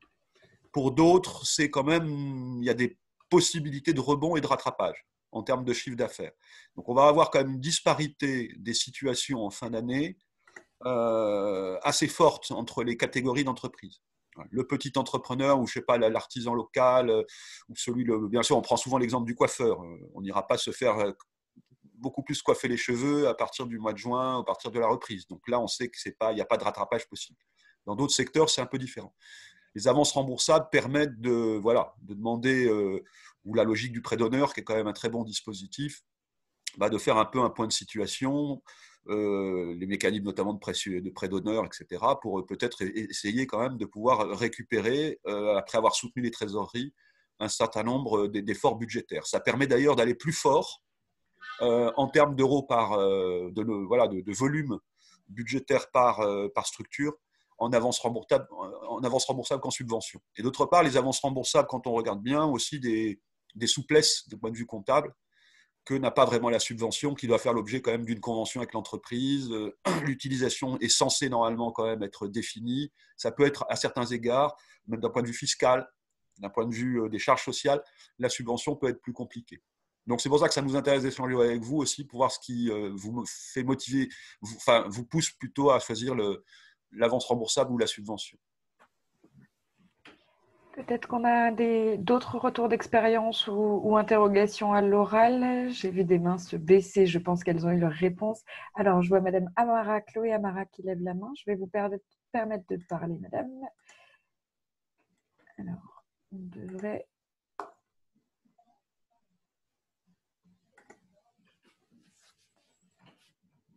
On devrait vous entendre dans quelques... Ah. Oui. Oui, c'est bon, on vous entend. Oui, super, merci. Bonjour, Chloé Cabrol Amara de la communauté de communes du Frontonnet. Par rapport aux avances remboursables, l'inquiétude qu'il peut y avoir, c'est la garantie de remboursement effective des entreprises si effectivement elles se retrouvent dans des situations très difficiles et qu'elles n'arrivent pas à retrouver le flot. Je crois que c'est à 2 ou 3 ans, enfin, ça dépend des dispositifs définis localement. Comment est-ce que les banques garantissent, l'État garantit, quelle garantie l'Interco peut avoir sur ce remboursement? Je te veux réagir. Le problème, c'est qu'en effet, il n'y a pas de garantie en tant que telle, dès lors que, initialement, ça peut être une avance remboursable, mais si l'entreprise fait faillite, on peut la requalifier en subvention à fonds perdu, entre guillemets, dès lors qu'il ne sera pas possible de récupérer de l'aide attribuée, malheureusement. Sauf s'il y a une convention tripartite, peut-être, avec une banque, mais bon, c'est peu probable actuellement, qui vous garantissent que vous aurez un remboursement. Merci beaucoup, Madame Amara. En complément sur ce point, ma connaissance, mais les garanties, c'est plutôt les acteurs publics, c'est plutôt garantir les banques, c'est pas en sens inverse. Donc certains que l'avance remboursable, c'est pas une garantie de retour, mais c'est une possibilité de retour. Parce que la subvention, elle est clairement au départ sans retour possible pour la collectivité. Donc évidemment, on prend des risques toujours quand on est en avance remboursable ou en prêt d'honneur, parce qu'il y a toujours un taux de défaillance. Là, les taux de défaillance, en fonction de l'évolution économique du pays, dont personne encore n'a une idée très claire. Donc les taux de défaillance des entreprises, même qui auront été aidées, sont encore totalement inconnus. Il faut bien sûr les réduire au plus possible. Et c'est certain que l'avance remboursable ne sera pas remboursée par tout le monde. En tout cas, elle aura par construction au moins les possibilités de retour, ce qui n'est pas le cas, bien sûr, de subvention. Très bien, merci beaucoup. Alors, juste avant de redonner la parole à l'oral, je vois une question de Damien Curalucci qui demande si, alors je vais faire répondre en direct, qui demande si il est possible pour les aides à l'immobilier d'entreprise qui peuvent revêtir différentes formes pour l'intercommunalité d'aider une entreprise à payer son loyer dans le cas de figure où l'entreprise est liée par un contrat avec une autre personne privée.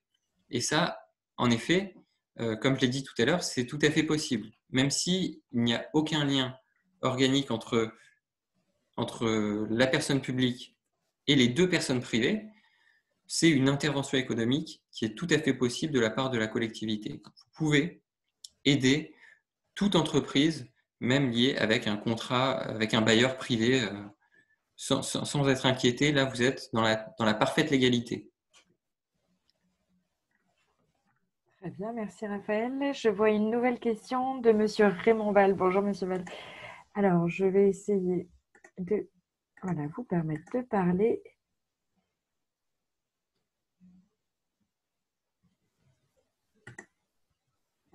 Une seconde, excusez-nous. On vous entend, Monsieur Val. Merci. Merci d'avoir organisé ce débat et de me permettre d'y participer. Je poursuis la question qui a été posée à Raphaël Meyer.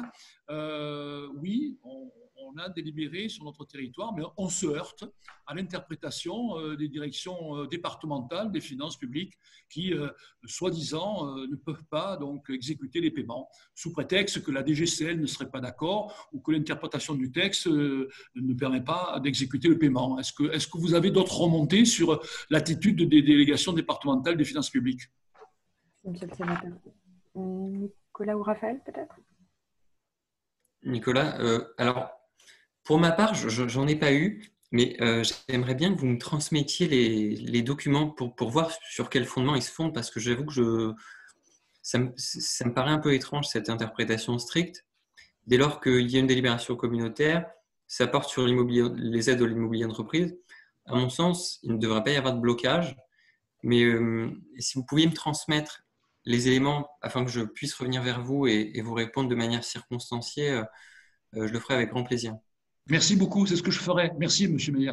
Moi, pour dire ce que dit Raymond, qui pourra nous relayer aussi au Sénat, le souci que nous avons depuis 15 jours, 3 semaines, en tout cas que moi j'ai ressenti, c'est qu'il y a une tolérance au début, parce que l'urgence était telle, et elle le demeure, de certains services de l'État, et puis qu'il y a ensuite des cordes de rappel plus tard, une fois que tout aura été octroyé, décidé, etc. Donc c'est pour ça qu'il faut quand même qu'on se mette bien d'accord, et on va s'y employer le mieux possible, à bien se mettre d'accord sur les éléments de doctrine, qu'on n'ait pas de mauvaises surprises demain. Je crains un petit peu, sans vouloir affoler qui que ce soit, mais aussi qu'il y ait une sorte de certaines parties et de certains services de l'État à dire non, il faut plutôt pousser les intercommunalités à venir sur le fonds de solidarité nationale. C'était déjà un petit peu l'espèce d'incitation implicite qui venait du fait qu'on pouvait traiter en investissement uniquement les abondements au fonds national. Grosso modo, venez sur mon outil, c'est le meilleur. Bon. On voit bien ses avantages, mais aussi ses défauts pour nos intercommunalités. Donc, ce que nous voudrions, c'est qu'il n'y ait pas une prime excessive à aller sur le fonds en concours, comme on l'a dit, sur le fonds de solidarité, sans visibilité sur le retour. En plus, il nous semble être plus difficile à piloter localement, dans le lien fort qu'il faut apporter in situ dans les territoires aux entreprises. Donc, il a quand même ses défauts. Donc, il ne faudrait pas, en effet, que petit à petit, on voit, en effet, des bâtons dans les roues qui se mettent des initiatives locales coordonnées avec les régions. On voit qu'elles sont de plus en plus coordonnées, parce que j'ai cité 6 régions où il y avait des fonds interterritoriaux. On vient d'évoquer 2 autres régions, et on est un peu demandeur de vos documents conventionnels avec les régions concernées, en Hauts-de-France et en Centre-Val de Loire. Visiblement, il y a des feux verts régionaux ou des délégations. Et c'est aussi un modèle intéressant qui nous semble quand même sécurisant.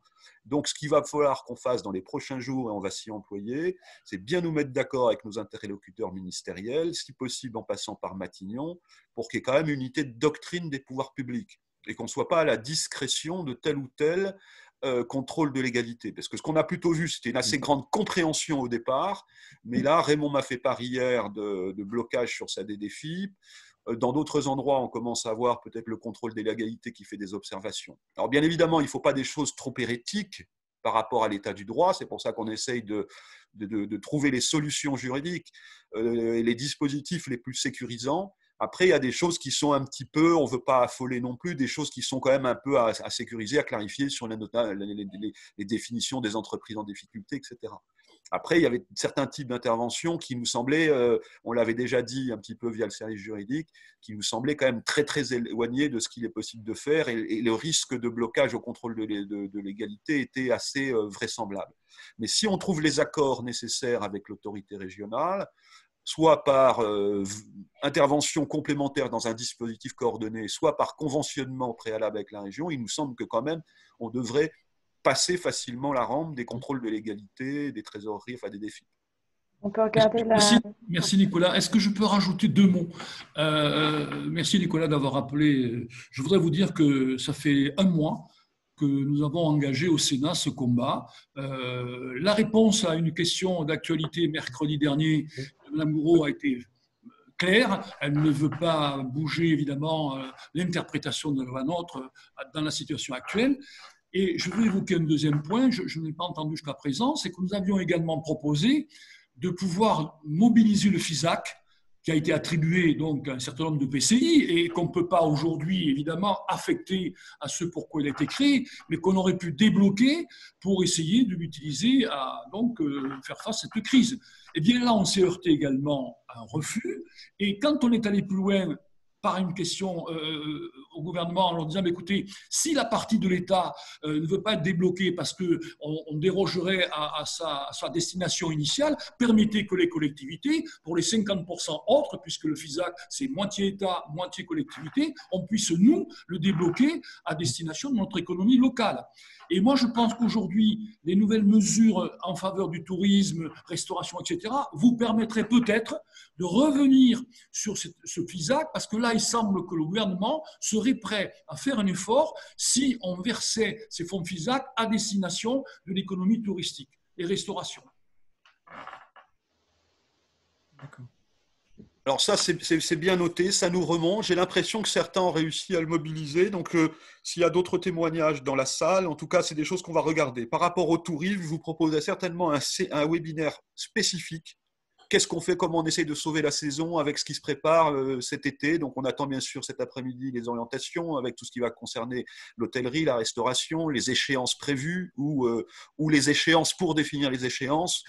Les offices de tourisme commencent à travailler sur un certain nombre de campagnes de promotion. Les Français vont prendre leurs vacances beaucoup en France, pas loin de chez eux pour certains. Donc, comment on va pouvoir organiser une saison touristique certainement totalement atypique?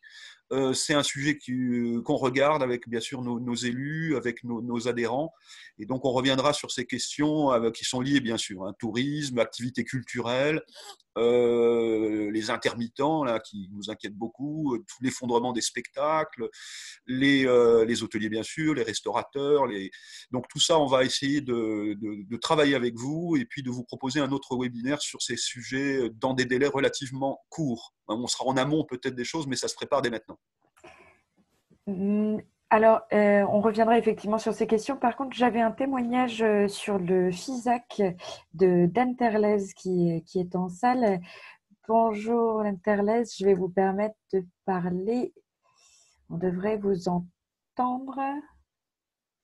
Est-ce que ça fonctionne là? Ça fonctionne, on vous entend.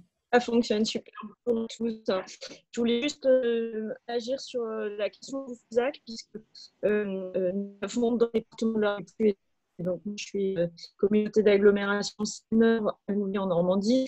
Et dans le département de l'Eure, nous avons 2 ministres éminents, évidemment Sébastien Lecornu et le maire. Et donc, il y a eu des initiatives qui ont été prises par des élus localement qui ont alerté directement le maire François-Xavier Priot, qui ont alerté directement le maire et le Cornu pour dire le FISAC, ça pourrait être intéressant.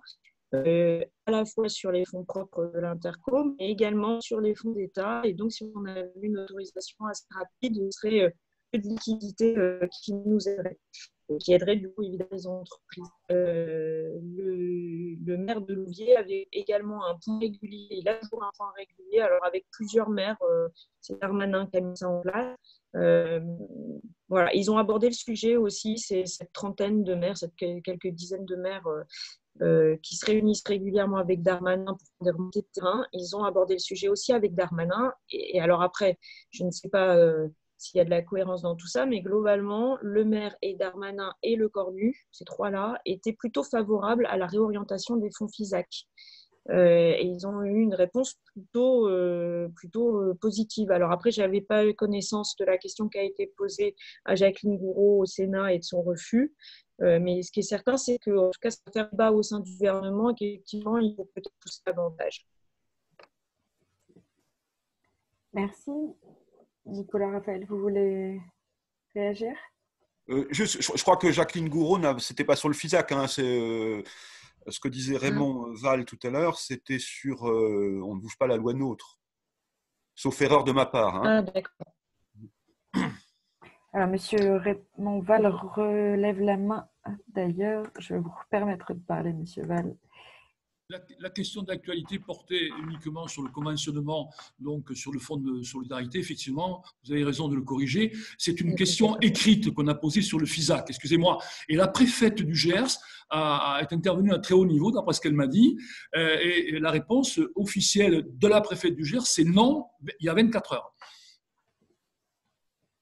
C'est pour ça qu'il est important qu'on puisse communiquer, parce que ce n'est qu'une action globale qui nous permettra d'aboutir. Et ce que vient de dire Madame Anne Terrier est très important si on peut avoir une communication pour qu'on puisse, nous, mettre la pression sur nos exécutifs locaux de l'État. Merci.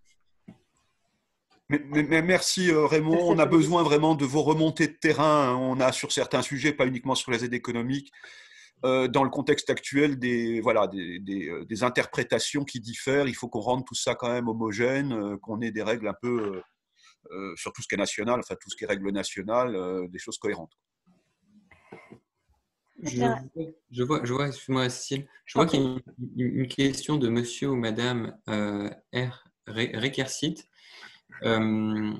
qui demande s'il est possible d'annuler pour les communautés de communes les loyers d'entreprises locataires de bâtiments communautaires. Alors, sur ce point, on est d'accord que c'est une aide à l'immobilier d'entreprise parce que ça concerne des loyers au surplus qui concernent des bâtiments communautaires. Donc, sur ce point, ce n'est pas totalement stabilisé parce qu'il y a l'article L1511-3 qui indique quel type d'aide peuvent être accordées. Or, l'annulation ou l'exonération n'est pas mentionnée. Si on veut avoir une lecture prudente, on peut considérer que l'exonération n'est pas possible, mais une subvention ayant la valeur équivalent à une exonération peut être accordée. Ce qui permet finalement de rester dans la légalité, que le juge en cas de contentieux ne considère pas que l'exonération est illégale parce qu'elle n'est pas permise. Et au final, in fine, le résultat sera le même. L'exonération sera réalisée parce que la subvention sera fléchée pour que l'entreprise paye son loyer.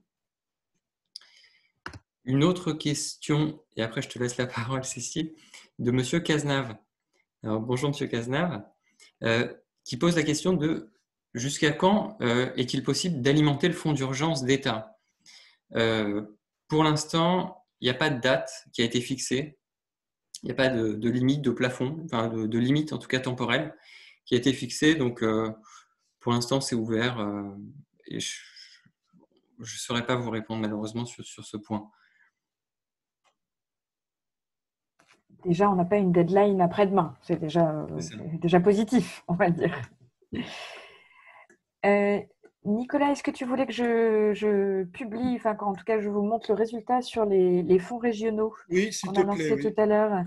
Alors, ça nous donne donc pour 48% de nos 170 spectateurs, oui, l'intervention de la communauté s'inscrit dans un dispositif concerté avec la région. Pour 43%, pas encore, mais c'est encore en cours de définition. Donc, on a quand même une grande partie de la salle. Et seulement non, nous avons créé notre propre fonds local à 6%. Bon, merci Cécile. Ça, c'est important de voir que petit à petit, cette organisation concertée encore se met en place. Donc, on n'a pas... Parce que même dans l'image donnée aux entreprises, on peut avoir des remontées, c'est trop de dispositifs, on s'y perd, etc.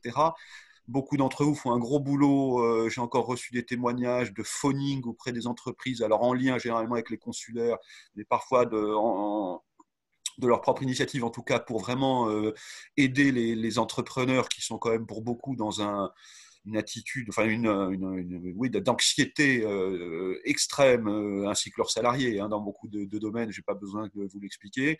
Donc il y a un gros travail de fait, et c'est certain, si on peut avoir des fonds avec cet effet de levier renforcé par une bonne coordination, avec un outil qui doit couvrir large, parce que parfois les fonds complémentaires viennent un peu, sont justifiés par des trous dans la raquette. Donc on va, compte tenu de la diversité des territoires, il se passe des choses aussi en Outre-mer. On a regardé, évidemment, les coordinations généralement sur nos collectivités d'outre-mer sont plus faciles. En Guyane, tout de suite, entre la région et les communautés, c'est aller très vite leurs décisions parce qu'il y a moins de collectivités, notamment là où il y a départements et régions sont maintenant fusionnés dans une collectivité unique. Donc on a des dispositifs assez coordonnés qui nous semblent quand même beaucoup plus lisibles dans l'ensemble pour les entrepreneurs. Après, ce qu'il faut regarder, c'est aussi la complémentarité des outils par rapport à des publics cibles qui vont être bien sûr différents entre une grosse PME de 300 salariés et puis un auto-entrepreneur. Donc, ce qu'il faut regarder, et on fera peut-être une petite analyse comparée pour voir s'il y a encore des endroits où il manque des dispositifs d'urgence pour les différentes catégories d'entreprises et d'activités. Oui. Oui, très bien. On arrive, il commence à être 11h26. Est-ce qu'on peut voir si on a d'autres retours d'expérience peut-être dans la salle? On sait que vous avez mis beaucoup de choses en place sur toutes ces mesures économiques, toutes ces mesures d'accompagnement aux entreprises. Peut-être qu'on pourrait avoir vos témoignages. N'hésitez pas, je pense que tout est bon à partager en ce moment. Ça vaut le coup. Alors, Monsieur Raymond Ball. Alors, je vais vous ouvrir le micro. Bougez pas. Voilà, on doit vous entendre. Oui, merci. Oui, alors, donc, j'ai été sollicité par les entreprises du bâtiment, vous l'avez évoqué tout à l'heure, alors qui me demandent de déposer ce que j'ai fait, une question écrite au ministre, pour savoir si les mesures qu'il a envisagées pour les marchés publics, on peut les appliquer aux marchés privés. C'est la demande qui m'est faite. Est-ce que vous avez des remontées du secteur privé et des marchés publics, privés, pardon. C'est-à-dire que, évidemment, pour les marchés publics, le gouvernement a pris un train de mesures pour essayer de tenir compte de ce qui s'est passé. Je ne vous cache pas que de nombreux EPCI reçoivent de la part des entreprises des suppléments, même si on est d'accord sur le problème de pénalité, par exemple. Par contre, il y a évidemment l'application des donc des nouvelles conditions de reprise des travaux, et il y a le décalage, etc. Souvent, ça se traduit par un avenant qu'il est difficile de ne pas regarder, mais pour l'instant, je ne vois pas comment les EPCI peuvent répondre favorablement à cet avenant, qui est une plus-value qui n'a pas été, évidemment, qui n'est pas du ressort du président, mais qui va se poser à peu près sur tous les chantiers. Donc, est-ce que le gouvernement a l'intention de prendre des mesures pour les marchés du secteur public et privé ? Alors, pour répondre à cette question, Raymond, faites attention sur ce point à un peu des remontées. Il y a les semaines dernières dans les échanges avec les fédérations professionnelles du bâtiment et des travaux publics, notamment. C'est parti beaucoup sur le sujet avec les conditions sanitaires de reprise des chantiers. Donc le bâtiment, c'est aussi les travaux publics, par définition, c'est les marchés publics en général. Bon, il y a quelques exceptions, mais enfin, c'est grosso modo surtout des marchés publics. Bon.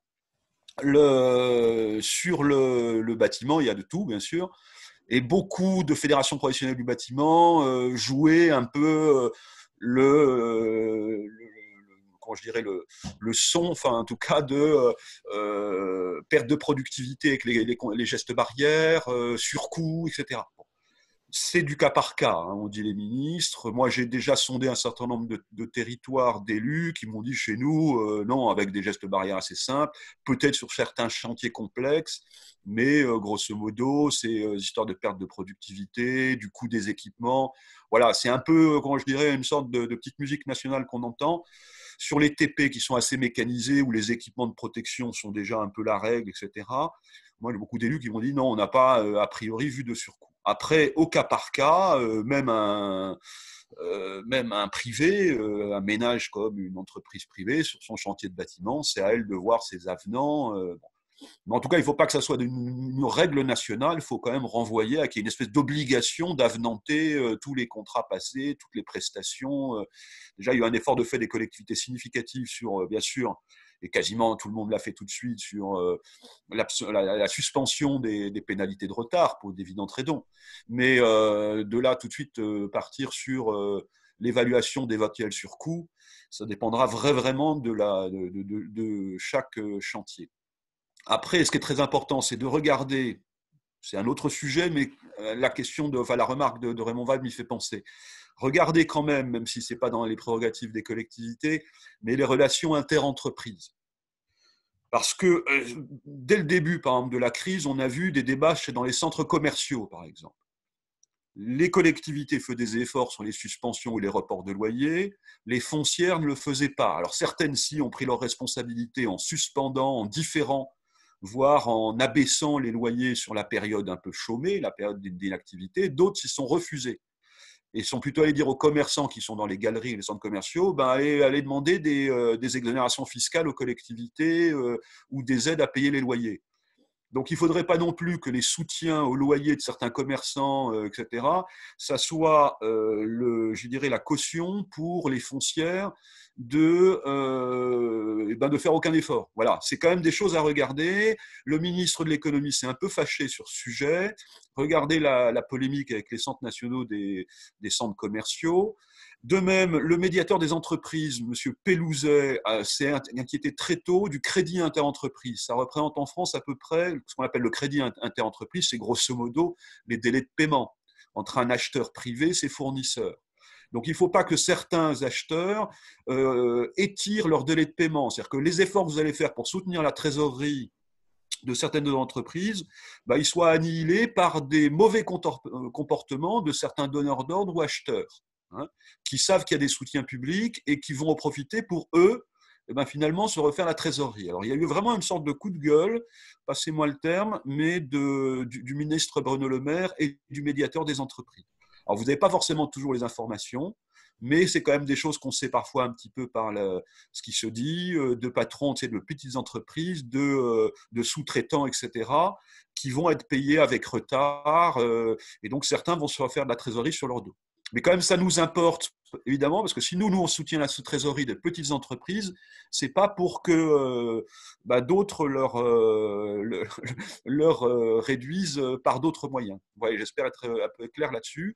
C'est dans l'économie, dans la circulation économique, c'est considérable. Ces échanges entre acteurs, bien sûr, économiques, ça vous le savez tous. Très bien, merci Nicolas. Nous avons une autre prise de parole de Madame Miroshichenko. Alors, Madame, je vais vous permettre de parler. Bougez pas.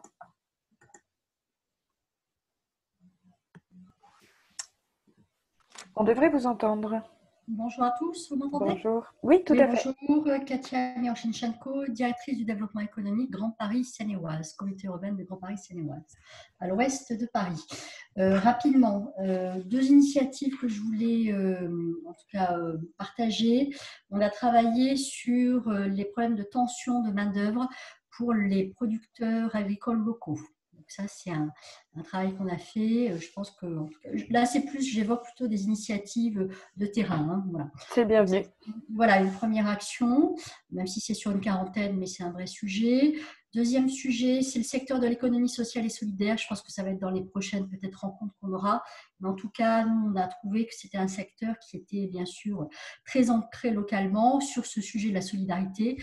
Donc en tout cas, on s'est appuyé sur eux, sur beaucoup de choses, et notamment sur la fabrication des masques en tissu. Troisième action aussi qu'on a menée, très en lien avec les chambres consulaires, la région Île-de-France, qui aussi, a priori, réfléchit sur un dispositif de fonds de solidarité régionale. La problématique de l'approvisionnement des masques. Bon, voilà, c'est en train d'être traité. Il y a des choses qui fonctionnent bien et puis il y a un petit peu des doublons, mais en tout cas, on a essayé d'être mobilisés. Voilà, donc ça, c'était mon retour très, très rapide sur les actions de fonds. On a mis en place aussi une cellule de crise, c'est-à-dire que moi, j'ai 50% de mes effectifs, soit 15% des agents qui ont été mobilisés dès le début. Je pense que c'est aussi important. On voit quand même la place très importante de nos intercos dans cette proximité et cette réactivité vis-à-vis des TPE. donc je voulais le signaler.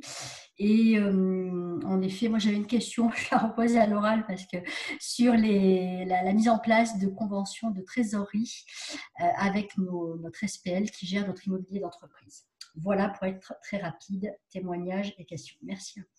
Parfait, merci. Quelqu'un veut réagir, Raphaël ou Nicolas? Oui, sur la question. Pour ceux qui ont en effet font gérer leur immobilier d'entreprise via des entreprises publiques locales, il y a eu un guide fait par nos amis de la Fédération d'entreprises publiques locales, des mesures qui ont été obtenues qui sécurisent. Donc, on va certainement le mettre en lien dans notre newsletter, mais vous le retrouverez sur le site de la Fédération, de manière en effet à ce qu'il y ait des réponses aux trésoreries. Tout le monde a été en problème de trésorerie. Donc les ordonnances, ne serait-ce que nous-mêmes, les collectivités, avec les pertes de recettes. Donc il y a eu des mesures prises quand même assez rapidement. Et sur ce point, on se félicite quand même de la très forte réactivité des échanges, des remontées qu'on a pu avoir et des mesures prises rapidement dans les ordonnances. Si vous voyez encore des trous dans le dispositif, on est là pour le faire remonter en temps réel dans les meilleurs délais. Merci. Très bien, merci. Alors, on a une nouvelle question de Madame Crison en salle. Alors, je vais vous permettre de parler dans une seconde. Hop.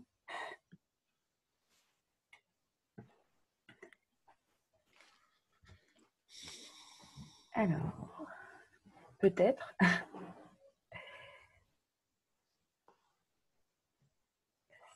Toujours. Voilà, Madame Grison, on devrait vous entendre.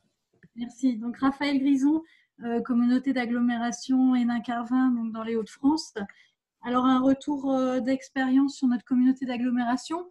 On est en train de mettre en place un plan de relance qui sera donc mis en œuvre à la sortie du confinement.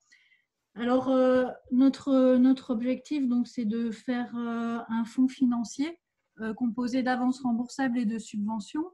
Donc, les avances remboursables, on envisage de les mettre en place avec la plateforme d'initiative locale. Et donc, si j'ai bien compris, on mettra cela avec une convention régionale pour bien respecter la règle des aides aux entreprises.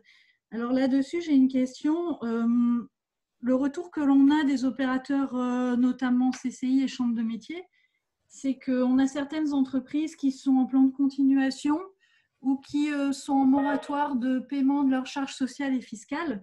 Alors, par rapport à la règle qui est d'aller sur les entreprises qui sont à jour de leurs obligations sociales et fiscales, est-ce qu'on est en capacité de pouvoir aller sur ce type d'entreprise? Parce qu'il y a des entreprises qui sont en difficulté et je crois que sur l'approche du gouvernement, c'est d'avoir élargi le fonds de solidarité sur ces entreprises-là également, qui n'étaient pas forcément à jour de leurs obligations fiscales et sociales au 1er mars. Donc, je voulais avoir cette précision. Est-ce qu'on peut aller sur ce type d'entreprise? Ensuite, je voulais également faire un retour sur la question des loyers.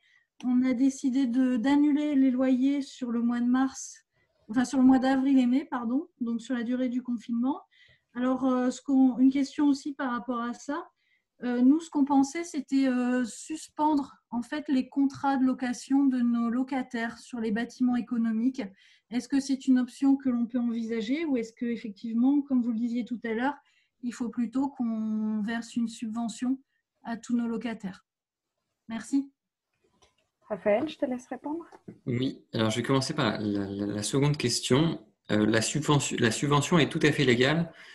En fait, il y a une convention qui vous lie. C'est une convention soit d'occupation du domaine privé, soit une convention d'occupation du domaine public pour les entreprises qui occupent vos locaux. Et la subvention est toujours possible. La subvention, oui, déjà est toujours possible. L'exonération, voilà, comme je vous l'ai dit tout à l'heure, il y a un petit risque juridique. Après, il reste minime. En revanche, la suspension est également tout à fait légale. C'est-à-dire que vous pouvez suspendre l'exécution du contrat. Cependant, la suspension du contrat n'a pas pour effet d'annuler les loyers. C'est-à-dire que l'entreprise, lorsqu'elle va reprendre son activité, va devoir payer les arriérés de loyer. C'est une suspension de l'exécution du contrat. C'est pas une c'est une suspension du paiement au moment T. C'est pas une annulation. Et la première question, Est-ce que vous pouvez me la rappeler, s'il vous plaît? Oui, en fait, ça concernait les définitions d'entreprise. Est-ce qu'on peut aller sur les entreprises qui ne sont pas à jour de leurs obligations fiscales et sociales, donc qui sont soit en procédure de continuation ou qui sont en moratoire de leur paiement de charges fiscales et sociales? Alors, pour les entreprises en plan de continuation, c'est considéré en droit interne comme des entreprises en difficulté. Et donc là, en tout état de cause, en l'état actuel du droit, il ne vous est pas possible d'intervenir. La région est seule compétente. En revanche, pour les entreprises qui ne sont pas totalement à jour de leurs obligations sociales et fiscales, là, on va essayer de faire remonter ce point-là au gouvernement qui est problématique, en effet. On va essayer de faire suspendre cette disposition qui pose problème. En effet, parce que ça entraîne des situations un peu ubuesques. On ne peut pas aider des entreprises qui ne peuvent pas être à jour actuellement de leurs obligations fiscales et sociales, mais qui ne sont pas des entreprises en difficulté actuellement. C'est-à-dire que ça reste de la compétence du bloc local, mais il est impossible de les aider parce qu'elles ne sont pas à jour de leurs obligations sociales et fiscales. Donc ça, c'est un point en effet qui est problématique qu'on va faire remonter. On va essayer de suspendre l'exécution de cette disposition pour pouvoir aider ces entreprises qui surmontent actuellement des difficultés, mais qui ne sont pas des entreprises en difficulté au sens du droit interne. D'accord. Oui, on peut comprendre aussi que le gouvernement réfléchit un peu sur ce sujet, parce qu'on ne peut pas donner non plus un feu vert à toutes les suspensions partout et tout le monde. Donc il faut qu'on arrive à, en effet, on a déjà passé quelques messages, mais on va revenir sur ce point pour le sécuriser. Après, ce que je vais proposer, c'est qu'on fasse, ce qu'on s'arrive à la fin, qu'on fasse une analyse plus détaillée avec Raphaël dans les prochains jours, de ce qui est le plus opportun, parce qu'une subvention pour payer les propres loyers à la collectivité, je ne suis pas sûr que ça soit le plus efficace, parce que la subvention, si elle est fiscalisée derrière, si vous donnez 100 à l'entreprise, mais qui va devoir payer dessus 20% de charges sociales, il faut trouver quand même le bon créneau juridique pour que ça soit vraiment la subvention de 100, ça soit vraiment 100 pour l'entreprise, et que ça fasse un peu, quand je dirais, remboursement ou paiement du loyer, mais qu'il n'y ait pas une perte au passage en prélèvements sociaux, fiscaux et en complexité administrative. Donc peut-être là-dessus, il y a peut-être des recommandations à faire sur ce qui est le plus efficace sur l'appui au loyer, notamment dans le parc de logements, enfin de locaux d'immobilier d'entreprise de la collectivité. C'est ça. Et juste pour en finir sur ce point, en effet, il faut distinguer ce qui relève du domaine public de la collectivité et ce qui relève de son domaine privé. Sur le domaine public, il y a une ordonnance numéro 2020-460 qui permet une exonération de la redevance d'occupation domaniale, qui n'est pas un loyer, donc qui n'est pas considéré comme une aide, mais en tout état de cause, il y a des conditions pour pouvoir bénéficier de cette exonération, mais en tout état de cause, il est possible pour la collectivité, par exemple pour les commerces, les cafés qui ont des terrasses, etc., ils occupent le domaine public, concrètement. Et ce qu'il est possible de faire, c'est de revoir la convention qui permet cette occupation domaniale pour diminuer la redevance d'occupation, la diminuer à quasiment rien. Parce que, en pratique, la législation indique que le bénéficiaire de la redevance de l'occupation, pour le paiement de la redevance, on doit tenir compte de tous les avantages procurés par le bénéficiaire de l'occupation. Or, actuellement, le problème, c'est que du fait du confinement, le bénéficiaire ne retire aucun avantage de cette occupation. Et donc, on peut réduire drastiquement le montant de la redevance, et ça peut être une décision de la collectivité. Alors, au niveau communal, si c'est une redevance d'occupation qui a été accordée par la commune, le maire est compétent. Et ça, c'est l'ordonnance qui donne les pleins pouvoirs, entre guillemets, qu'il permet au niveau communal. Au niveau intercommunal, si c'est une occupation du domaine public sur le domaine public intercommunal, le président n'est pas compétent, étant donné que ça entre dans une exception de l'article L5211-10 du CGCT. Il faut alors, dans ce cas-là, une délibération communautaire absolument pour diminuer le montant de la redevance. Merci Raphaël. On a une dernière question à main levée, si vous le permettez, messieurs. Alors, Madame Angélique Pouget-Guillini, je vais vous ouvrir le micro. A priori, il faut toujours une petite seconde apparemment.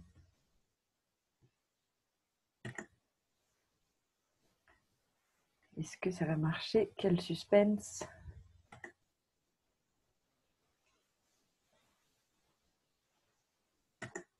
Et là. Alors, activez pourtant. Si vous ouvrez votre micro.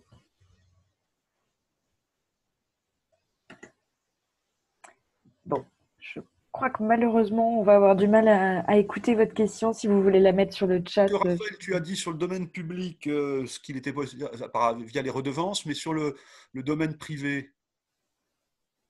Alors, sur le domaine privé, une subvention est possible.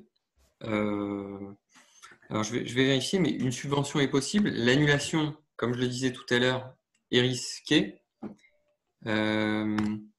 Sinon, qu'est-ce qui peut être fait? Des avances remboursables sont tout à fait possibles, même sur le domaine privé. Enfin, à peu près tous les régimes d'aide mentionnés à l'article L1511-3 qui concerne les aides à l'immobilier d'entreprise sont mobilisables, que ce soit pour le domaine privé principalement. Pour le domaine public, c'est une simple suspension ou une diminution de la redevance d'occupation domaniale suffit largement. D'accord. Alors, désolée, on n'a pas pu entendre Madame Pouget qui va peut-être m'écrire sa question. Est-ce qu'on a une ou deux dernières questions éventuellement ou prise de parole, retour d'expérience? N'hésitez pas à lever la main. Ou si éventuellement, Raphaël, tu as vu des questions qui t'interpellaient sur les questions-réponses. Il y a certaines questions, je n'ai pas pu répondre à toutes les questions. Bien sûr. Je reviendrai vers vous s'il y a des questions un peu plus spécifiques. J'essaierai d'y répondre. J'essaierai de répondre à toutes les questions qui ont été listées dans les questions-réponses et je reviendrai soit individuellement vers vous, soit ferai un document un peu plus générique.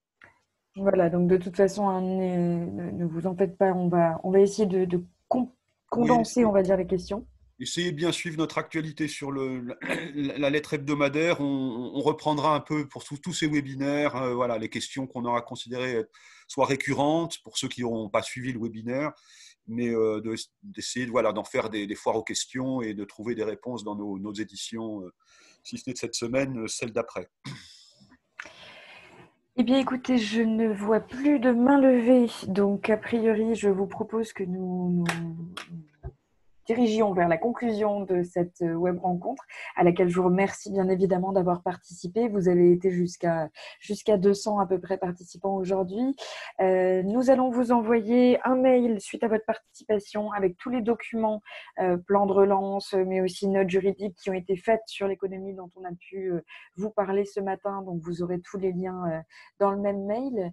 Dans ce mail, vous aurez évidemment le lien vers le replay qui sera disponible dès demain sur le site de la DCF et la présentation de Raphaël Meyer qui a été diffusée tout à l'heure. Je vous rappelle que les web rencontres vont continuer. Dès la semaine prochaine, nous aurons deux formats. Un premier sur le fonctionnement des intercommunalités en interne, c'est-à-dire les problématiques de RH et d'agents dans la perspective du déconfinement, qui sera probablement le 4 matin. Le 5 matin, pour vous, les économistes de la DCF, vous aurez un rendez-vous territoire d'industrie.